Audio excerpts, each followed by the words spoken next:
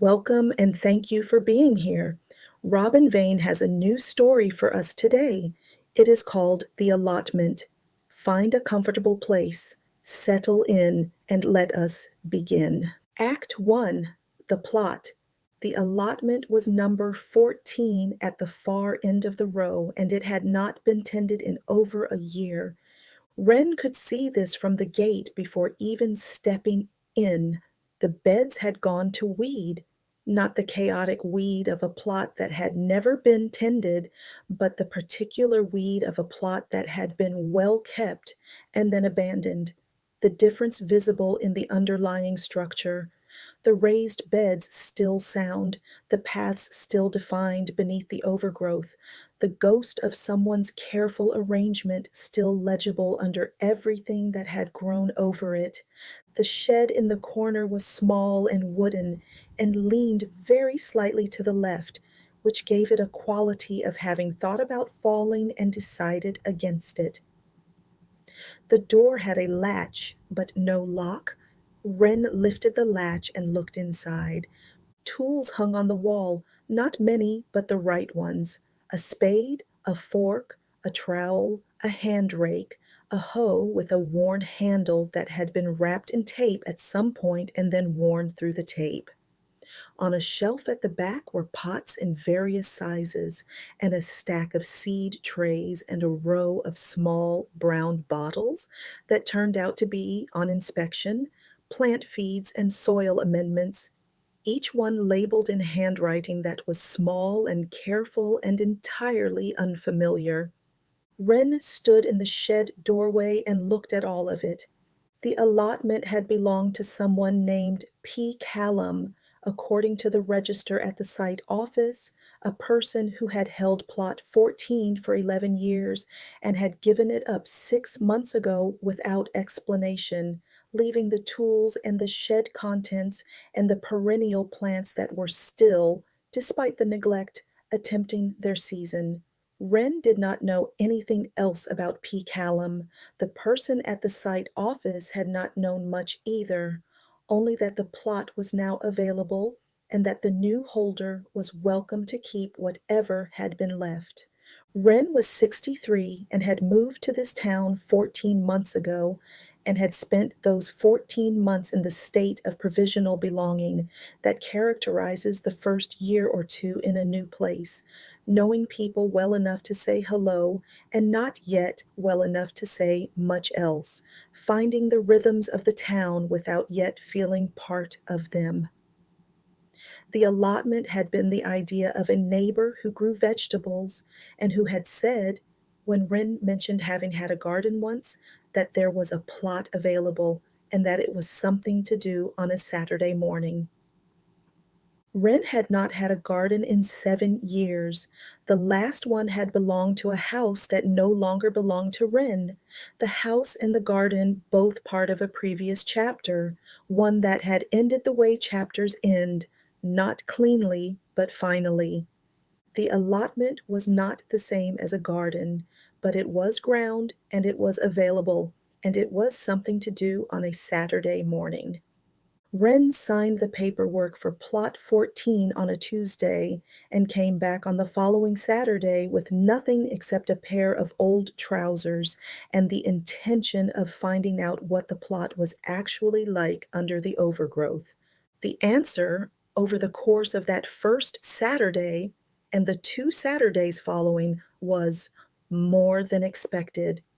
The raised beds had been built with care, the timber still sound, the joints well made. Beneath the weeds, the soil was dark and workable, evidently improved over many years of composting and attention. 2 fruit bushes at the back of the plot had survived the year of neglect and come through with the stubbornness of established plants that know their own ground. A patch of what turned out to be perennial herbs, tough and fragrant even in their overgrown state, occupied one corner of the main bed. Someone had built something good here. 11 years of Saturdays, and the result was ground that wanted to grow things, ground that had been given what it needed and was still holding it. Wren worked slowly and methodically, which had always been the natural pace for this kind of work, not hurrying the clearing, but doing it properly, getting the roots out rather than just the tops, working with the fork rather than pulling, the way this kind of work was meant to be done. By the third Saturday, the main beds were clear, and the paths were visible, and the plot had become itself again, or the beginning of itself. On the fourth Saturday, Wren found the tin. It was in the shed, on the shelf behind the pots, set back far enough that it had been invisible on the first inspection. A small rectangular tin, the kind that might once have held sweets or tobacco, with a lid that fit tightly enough that it had kept its contents dry through whatever weather the shed had seen in the past year. Wren opened it on the shed step, sitting in the thin spring sunshine. Inside were folded papers, notes, not a journal exactly, more the kind of notes a person leaves for themselves, reminders and observations and the occasional longer thought, written on whatever was available, some on proper note paper, some on the backs of envelopes, some on pages torn from a small notebook, all in the same small, careful handwriting as the labels on the bottles. Wren read the first one. It said, "Garlic in by the end of October, no later. Last year I waited and paid for it." Wren read the second. It said, "The black currant on the left needs moving. It has been in the wrong place for 4 years, and I keep meaning to do it and not doing it. Move it this autumn. Do not put it off again." Wren read several more in the same vein, practical notes about the plot, the kind of knowledge that accumulates across years of working a specific piece of ground, the knowledge of this soil in this bed, under this sky at this time of year. Then a different kind of note, longer, written on proper note paper in a slightly different hand, as if written at a different time and in a different state of mind. It said, "I have been coming here for 9 years now, and I am not sure I can say what it has given me that I could not have gotten elsewhere. But I know that on the mornings when I come here with something sitting heavy on me, I go home lighter. Not because anything has been solved, the ground does not solve things, but it requires your attention while you are in it, and your attention, being required elsewhere, is not available for the heavy thing, and by the time you leave, the heavy thing has rearranged itself somehow into something more manageable. I do not fully understand this. I am grateful for it." Wren sat on the shed step for a long time after reading that. Act Two: The Ground. Spring became summer the way it does in a garden, which is incrementally and then suddenly. Wren came to the plot every Saturday and sometimes on Wednesday evenings after work, and the plot responded the way ground responds when it is given attention after a period without it, with a kind of generousness, producing more than seemed warranted, as if making up for lost time. The garlic went in by October as the note had instructed, late enough in the season that Wren had not found the note until the following spring, which meant the garlic instruction had been missed that first year, but Wren marked it in a small notebook and did not intend to miss it again. The black currant was moved. This happened in March, a cool Saturday with the ground workable but not wet, and Wren dug it out carefully and found the better spot for it, the spot that the plot structure suggested, and set it in and watered it, and it sat in its new place with the resigned optimism of a plant that has been moved and is waiting to see what it thinks of the arrangement. Wren had started a notebook. This had not been a decision, or not a formal one. It had begun because Wren had needed to write something down about the garlic and had used the back of a receipt, and then a proper notebook had seemed better, and then the notebook had become the place where the plot's information was kept. What was planted where and when, what had worked and what had not, observations about the soil and the light and the behavior of the various plants across the weeks, and other things too, the occasional longer note. Wren recognized this from the tin, recognized the impulse, the way the plot produced a quality of thought that was different from the thought produced elsewhere, slower and more direct, less mediated. Wren read the notes from the tin regularly, not obsessively, but as a kind of reference, the way you consult the person who had a plot before yours for the specific knowledge they accumulated about this particular ground. The practical information was useful. The other notes, the longer ones, were something different. There were 9 of them in total, not dated, or not consistently, but arranged by the quality of the handwriting and the concerns in them in a rough order that suggested years. The early ones were mostly practical with occasional reflection. The later ones were more reflective, the plot knowledge so ingrained by then that it needed less recording, and the mind had more room for other things. One of the middle ones said, "I brought my sister here today for the first time. She has been ill, and I thought the air would help, and it seemed to, or she was kind enough to say so. She sat on the old chair by the shed and watched me work, and we talked more than we have in years. I think the plot made it easier. There is something about being in a place where one person is doing something and the other is watching that allows for a kind of conversation that sitting across a table does not. Less direct, more room." Wren thought about this for a long time. The other regular plot holders had begun to know Wren by name. There was a person 2 plots over named Sal who grew primarily brassicas, and who had opinions about slugs that were detailed and strongly held. There was a pair who worked the double plot on the corner, and who always arrived and left together, and who had been coming for, they said, 23 years, and who knew the history of most of the plots on the site, including, it turned out, something about Plot 14. Wren asked about it carefully one Saturday, not wanting to seem intrusive, only curious. The pair said, "The person who had that plot kept it beautifully for years, very private. We knew the name P. Callum, but not much more. Used to come early, often before anyone else. We would arrive and the plot would already show signs of work done, a thoughtful grower." Wren said, "Do you know why they left?" The pair exchanged a look. One of them said, "We heard they moved. To be nearer family, we thought, but we did not know well enough to ask."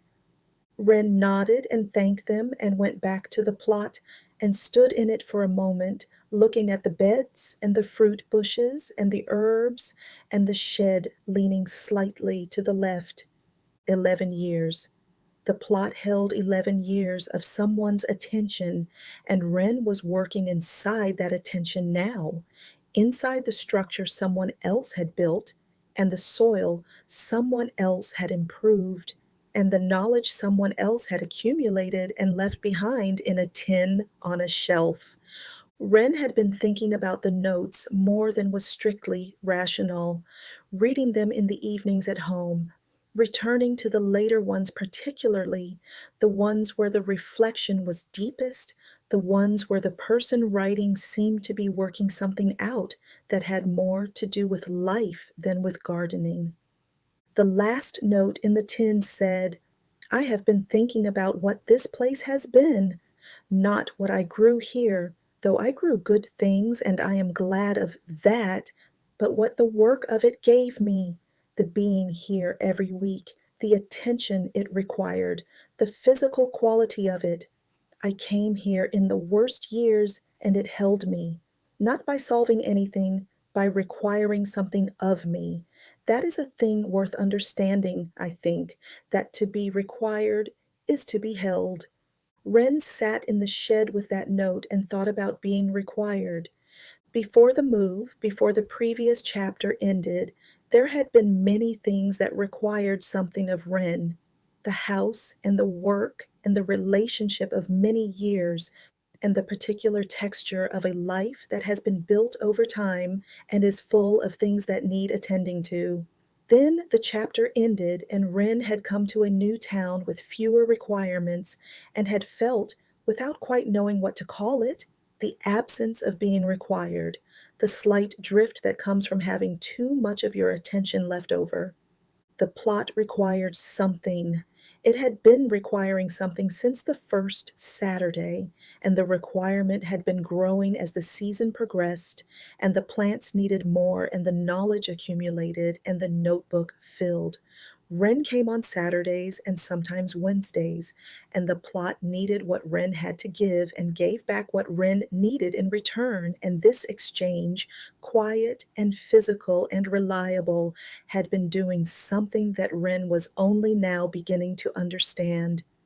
It had been settling Wren into the town, not dramatically, not through any event or relationship or moment of arrival, simply through the accumulation of Saturdays, through the specific rootedness of tending a specific piece of ground in a specific place, through the way a plot, attended to across a season, becomes continuous with the person attending to it. Wren was becoming continuous with this town, with this plot, with the work of it, and through the work of it, somehow, with the person who had worked it before. Act 3, What Remains. The garlic went in on the 28th of October. Wren had marked the date in the notebook back in spring, after reading the note in the tin, and had not forgotten it. And on the 28th of October, Wren was at the plot, in the pale autumn morning, with the garlic bulbs separated into cloves, and the bed prepared, and the notes consulted, and the work done properly, each clove placed at the right depth and spacing, the bed covered, the job recorded in the notebook. Wren sat on the old chair by the shed afterward and looked at the covered bed and thought about the note that had told this. Garlic in by the end of October. Last year I waited and paid for it, a lesson from a stranger, taken and applied across a year. Wren had done the thing the note had recommended, and in doing it had felt the connection between one person's knowledge and another person's action, the transfer of something learned at cost into something used for free, the way this kind of knowledge travels from person to person across plots and years. The season was ending. The leaves on the trees at the edge of the allotment site had gone, and the days were shortening, and the plot had that late season quality of a garden that has given what it had and is now resting.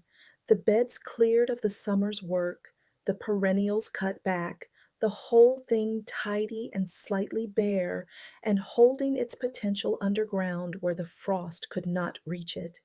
Wren had written a note in the notebook on a Saturday in September, after a long morning of harvesting and preserving, one of those days when the plot gives so much at once that the abundance of it becomes almost comic. More tomatoes than can be eaten, more courgettes than anyone needs, the garden's generosity outpacing any reasonable requirement. The note said, I understand now why a person would do this every week for 11 years. Wren looked at the covered garlic bed.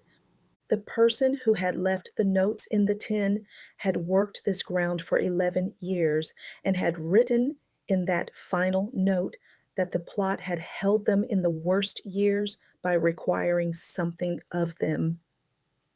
Wren did not know what the worst years had been, did not know anything about P. Callum beyond the name and the handwriting and the 11 years of careful work that had shaped this ground and left it ready for whoever came next.